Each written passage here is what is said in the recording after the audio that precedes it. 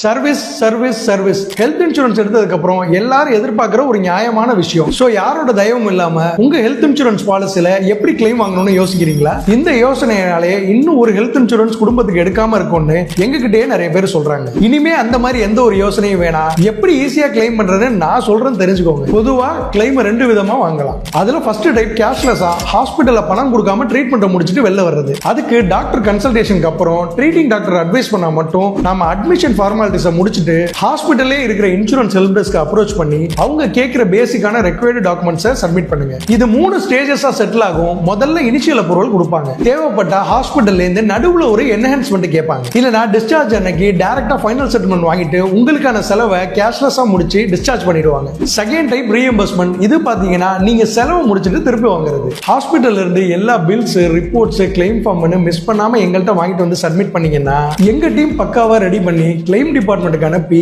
நீங்க செலவு பண்ண பணத்தை உங்க அக்கௌண்ட்லயே கிரெடிட் பண்ற மாதிரி ரெடி பண்ணி கொடுத்துருவோம்.